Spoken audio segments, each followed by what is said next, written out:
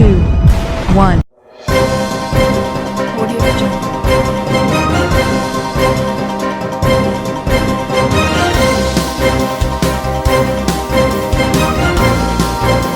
Audio Jungle. Audio Jungle.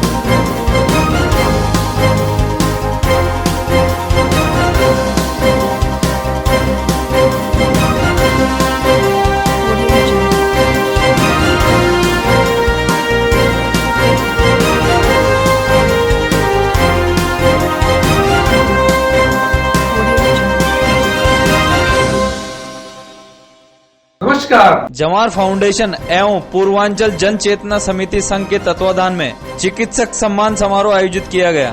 संरक्षक रिज्जू झुनझुनवाला के निर्देशन अनुसार रीसैल्यूट कोरोना वॉरियर चिकित्सा कर्मी नर्सिंग कर्मी को मास्क व सैनिटाइजर भेंटकर व सांपा व माला पहनाकर सम्मान समारोह आयोजित किया गया।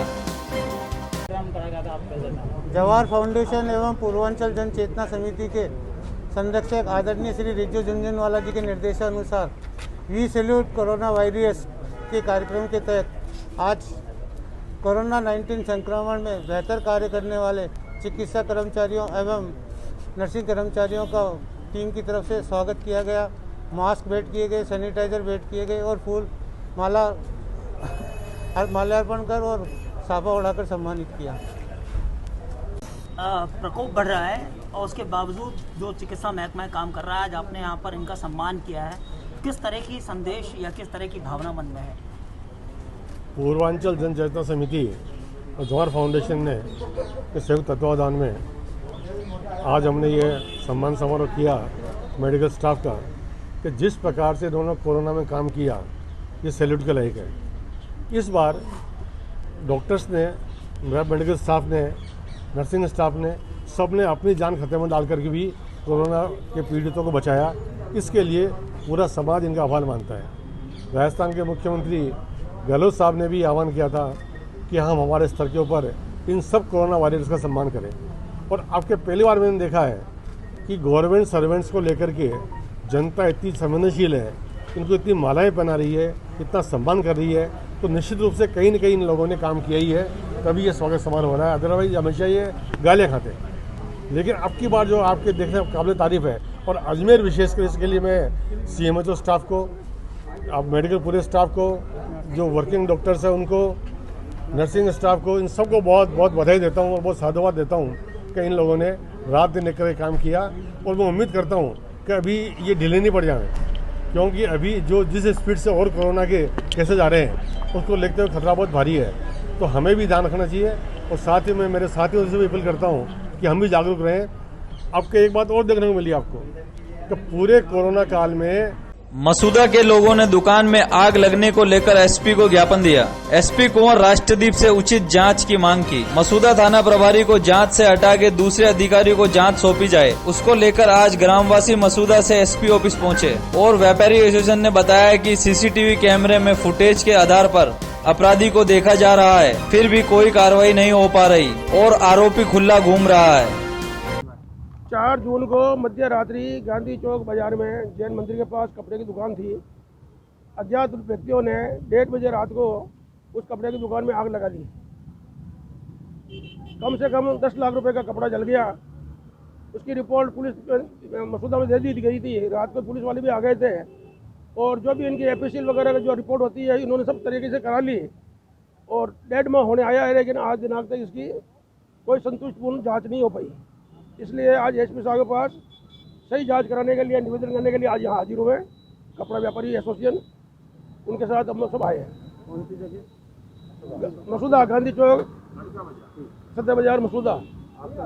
मेरा नाम गोविंद प्रकाश धूत है। अजमेर में टाटा पावर का गैर जिम्मेदार रवैया देखने को मिला। साथ ही बिना रीडिंग लिए हजारों के बिल उपभोक्ताओं को भेजे जा रहे हैं। हजारीबाग स्थित टाटा पावर के ऑफिस पर नारेबाजी कर प्रदर्शन किया लोगों ने। आरोप लगाया है कि टाटा पावर अपनी मनमर्जी करते हुए उपभोक्ताओं से भारी वसूली कर रहा है, जिससे लोग मानसिक रूप से प्रताड़ित हो रहे हैं। लोगों ने टाटा पावर से बिल को सही करने व लोगों की समस्या को खत्म करने की मांग की। साथ ही मांग नहीं माने जाने पर आंदोलन करने की चेतावनी दी। भैया इसमें 5,500 बिल आया तो अब ये बताओ, अब बच्चों को पालेंगे कि इसी में लगा देंगे हम? इतना बिल भेजेंगे तो कहाँ बच्चों को पालेंगे, कहाँ 25 बिल आया? कितने दिन से? 5,500 आया 4 महीने का। रवि, नाम बताइए आपका। मेरा नाम तो हीरा देवी।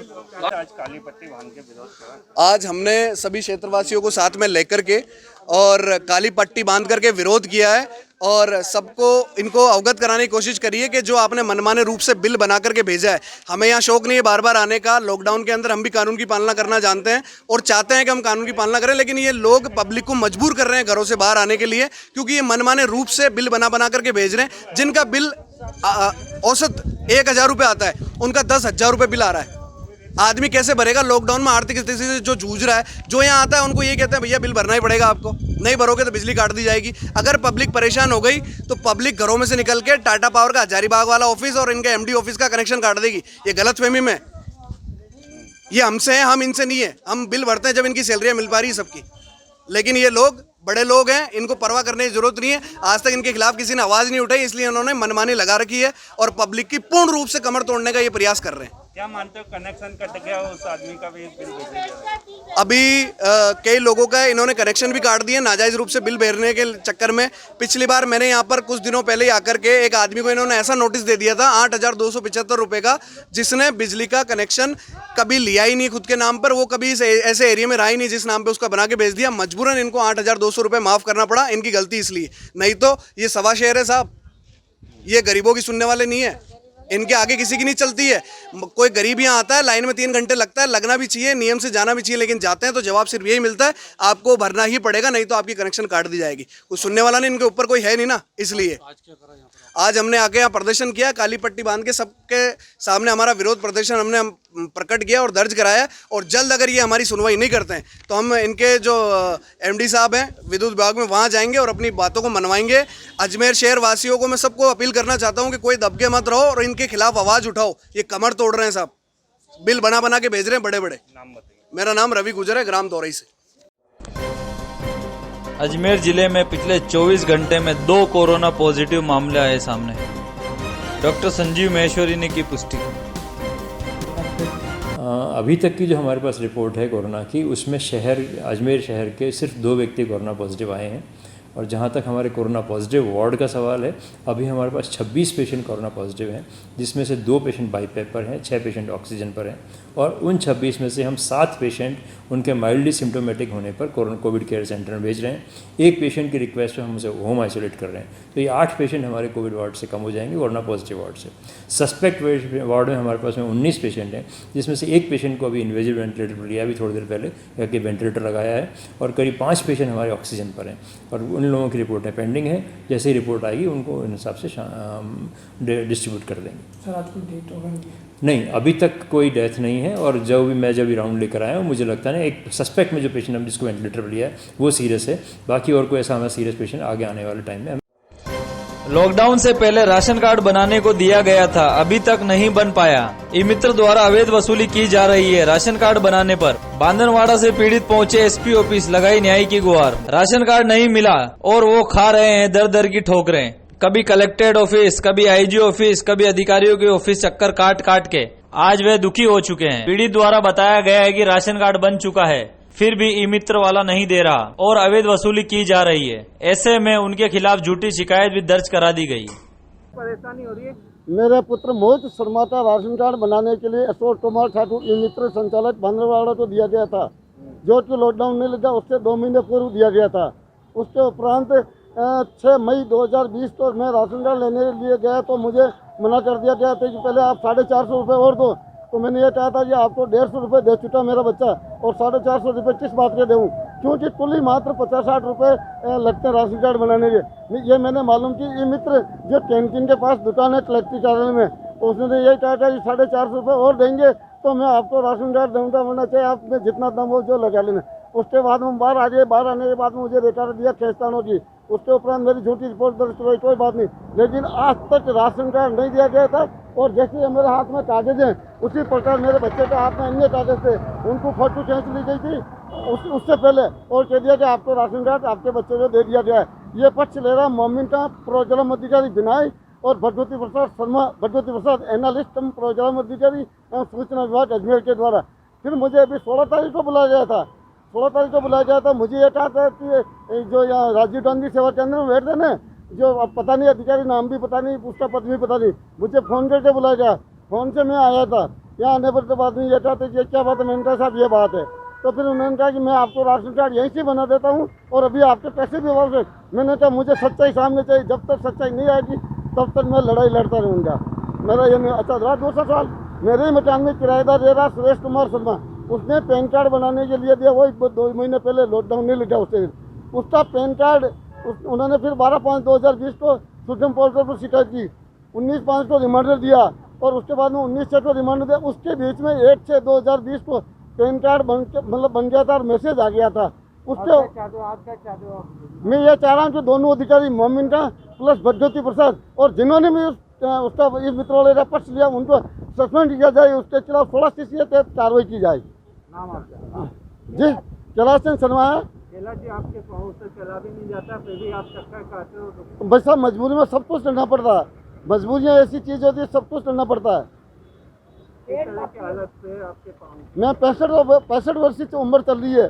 उसके उपरांत उक्त व्यक्ति द्वारा राशन कार्ड नहीं दिया गया और मुझे झूठा बताया जा रहा। मेरे इसी प्रकार से सुरेश कुमार शर्मा का पेन मतलब 3-4 दफे चिट्ठे दे चुका हूँ। मैं रिमांडर पर रिमांड दे चुका हूँ, कलेक्टर को, संभाल जाए तो एनालिस्ट प्रोग्राम अधिकारी सबको दे चुका हूँ।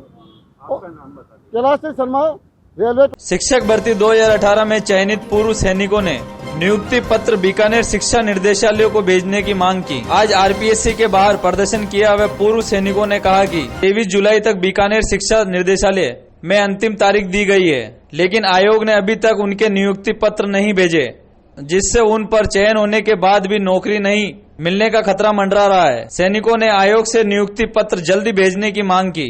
वहीं आरपीएससी के बाहर धारा 144 का उल्लंघन होने पर मौके पर सिविल लाइन थाना पुलिस पहुंची और अभ्यर्थियों को वहां से हटाया। सर हम सब वरिष्ठ अध्यापक भर्ती 2018 के भूतपूर्व सैनिक वर्ग के अभ्यर्थी हैं।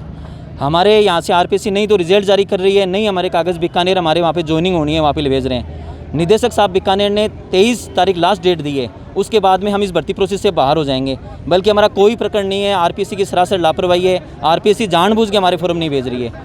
तो हम यहाँ पे आए हैं पूरा एक्सर्विसमैन, आज लगभग यहाँ पे 200-300 बंदे आए हैं। हम सर जा रहे हैं, अंदर जाके पूछेंगे भी, हमारा वहाँ पे डेलीगेशन जाएगा कि भाई आप हमारे कागज़ क्यों नहीं भेज रहे हो। पिछले 4 महीने से हम लोग रोड पे बैठे हैं, लेकिन आरपीएससी बिल्कुल भी एक्सर्विसमैन के खिलाफ हो रखी है और आरपीएससी एक्सर्विसमैनों को बिल्कुल नहीं सुनी। बगैर कारण एक्सर्विसमैनों को परेशान किया जा रहा है। इसके लिए हमने राज्यपाल साहब और मुख्यमंत्री साहब और राष्ट्रपति साहब को भी हम ज्ञापन देंगे इस चीज़ के लिए। पुलिस बोल रही है कि सर ये धारा 144 है, बल्कि ये लड़के कोई यहाँ पे कोई धरना देने के लिए नहीं आए, नहीं कोई प्रदर्शन है। इनको आरपीएससी ने डॉक्यूमेंट देने के लिए बुलाया है कि भाई आप डॉक्यूमेंट दो, आपके डॉक्यूमेंट भेजने। तो जल्दी से जल्दी ये लड़के देना चाहते हैं, लेकिन पुलिस साहब बोल रही है कि हम आप यहाँ से दूर चले जाओ। आरपीएससी बोल रही है डॉक्यूमेंट लेके आओ। तो ये वैसे बेसिकली अपने अपने डॉक्यूमेंट जमा कराने के लिए आए हैं आरपीएससी में। पहले भी ज्ञापन दिया था आपको? पहले हमने सर 10 बार ज्ञापन दे चुके हैं इनको, लेकिन आरपीएससी के बिल्कुल भी सर वो बिल्कुल ही एक्सर्विसमैन के खिलाफ हो गई है। इनको ज्वाइनिंग नहीं देना, इनको बाहर कर दो भर्ती से। पहले भी हमारी जो भर्तियाँ हुई है हेडमास्टर, एलडीसी, सब में एक्सर्विसमैनों के साथ धोखा हुआ है और ये इसी कड़ी में वरिष्ठ अध्यापक 2018 भी जुड़ रही है। ये चीज़ें। पंकज कविया, जयपुर। अजमेर में लगातार हो रहे कोरोना विस्फोट को देखते हुए आज कलेक्टर प्रकाश राजपुरोहित ने आज मेडिकल टीम के साथ शहर की डिस्पेंसरियों का निरीक्षण किया। कलेक्टर राजपुरोहित ने शहर के अंदरकोट इलाके में स्थित डिस्पेंसरी पहुंच वहां की व्यवस्थाओं का जायजा लिया, सैंपल एकत्रित करने की जानकारी दी। इसके साथ ही उन्होंने कहा है कि बढ़ते पॉजिटिव केस से चिंता करने की कोई बात नहीं है, क्योंकि इससे लोगों का इलाज करने में और उन्हें आइसोलेट करने में भी मदद मिलेगी। कलेक्टर ने जिले वासियों से अपील की है कि वे घबराएं नहीं और कोरोना से बचाव के लिए हेल्थ प्रोटोकॉल का पालन करें। जी सर बताइए, आज आपने अंदरकोट की डिस्पेंसरी का दौरा किया है, क्या औचक निरीक्षण में क्या पाया गया सर बताइए। एक कोविड-19 का संक्रमण है जिसके लिए सबसे ज़रूरी है इसकी पहचान हो सके, तो उसके लिए अभी पीएससी लेवल पे जांचें सैंपल लेना शुरू हुआ है और इसमें ही ताकि लोगों को ये घबराहट ना हो कि भाई दूर हॉस्पिटल तक जाना है, तो आसपास के एरिया के लोग यहीं पे ही सैंपल ले लें। यहाँ पे अंदरकोट पीएससी में काफ़ी अच्छी टीम काम कर रही है, सैंपल के लिए लोगों को प्रेरित कर रही है, बुला रही है और सैंपल कलेक्शन का काम चल रहा है। जो भी संदिग्ध हैं उनके सैंपल कलेक्ट ले रहे हैं। इससे फ़ायदा ये हुआ कि संक्रमण की पहचान अर्ली स्टेज पे हो सकेगी और उसको चिन्हित करके हम अलग लोगों को आइसोलेट कर सकेंगे और संक्रमण आगे तेज़ी से नहीं फैलेगा। सर इस एरिया में सर अभी भी लोग खुल के सामने नहीं आ रहे हैं, वो सैंपलिंग नहीं करवा रहे सर, उसके आप क्या कह रहे हैं? ये जो टीम ने बताया, टीम लगातार नर्सिंग स्टूडेंट्स ANM लगातार जारी है और इनके मोटिवेशन से काफ़ी लोग आ रहे हैं और डेली इस एरिया से सैंपलिंग हो रही है, काफ़ी अच्छी सैंपलिंग हो रही है और टीम के प्रयासों का नतीजा है कि लोग मान रहे हैं नर्सिंग स्टूडेंट्स और ANM से। सर आपके ज्वाइन करने के बाद करीब 8-9 दिनों में करीब 9,000 सैंपलिंग करी है और पॉजिटिव केस भी करीब 400 से अधिक आए। सर होम क्वारंटीन में जहाँ बात हो रही है, कल एक डेथ हो गई थी होम क्वारंटीन से, डेथ पहुँचा था। होम क्वारंटीन जो व्यक्ति उनको ये अभी पिछले 10 दिन से सैंपलिंग बहुत अधिक हुई है और होम आइसोलेशन की व्यवस्था की गई है। हर एक होम आइसोलेशन के पेशेंट का जो डॉक्टर है नज़दीकी PSC का, वो इंचार्ज है और वो ही डेली उसकी देखभाल करेगा। उसको डेली उससे जो नियमित जांच में, चाहे उसके ऑक्सीजन लेवल हो, टेम्परेचर हो, वो उस PSC के इंचार्ज की जिम्मेदारी को डेली ले और पेशेंट भी अगर कुछ भी लगता है कि दिक्कत है तो उनसे बात करें ताकि एम्बुलेंस तुरंत बुलवा के उनको रेफ़र किया जा सके। सर कल डेथ ज़्यादा हुई है, यहाँ पर जो गैस सौदागर है कि इस तरह की, तो अंतिम संस्कार के लिए ज़्यादा वेट नहीं करना। नगर निगम से इसका इलेक्ट्रिक कॉर्मिटर का प्रस्ताव लेंगे हम। सर मोतीकंडा सब्जी मंडी जो बिल्कुल मुस्लिम मोची मोहल्ले के पास में है, फिर वापस खोल दी गई है, आपको नहीं लगता उससे बढ़ेगा? देखिए ये अनलॉक का फेज़ है। अनलॉक फर्स्ट भी जून में चला, जुलाई में भी चला।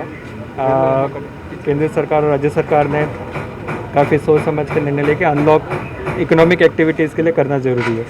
अब जो बाकी प्रिकॉशंस हैं वो लेने ज़रूरी है। प्रिकॉशंस सारे प्रिस्क्राइब किए, वो प्रिकॉशंस के साथ ही हमें अपनी दिनचर्या जीनी पड़ेगी और प्रिकॉशंस फॉलो कराना ज़रूरी है। सर खाना बदोश जो यहाँ पे काफ़ी संख्या में कम हो गए, तो काफ़ी धीरे धीरे बढ़ने लगा और दरगाह के आसपास काफ़ी देखे जाते हैं सर खाना बदोश। हाँ बेघर लोग जो है जिनके घर बार नहीं है, मांगने वाले सर, जो फुटपाथ पर रहने वाले, तो उसमें क्या करना है, क्या पूछ रहे हो? काफ़ी संख्या में अभी बढ़ने। देखिए जो प्रिकॉशंस हैं वो लेनी ज़रूरी है। मास्किंग वाला अगर कहीं पे भी ऐसा है कि मास्क नहीं पहन रहे और अगर किसी का मास्क नहीं है तो उसको वितरित भी करा दिए जाएंगे और अगर होने के बाद भी नहीं पहन रहे तो उससे पेनल्टी लगाई जाएगी। audio विस्तार से पढ़ने के लिए लॉगिन करें horizon.com, सच के साथ।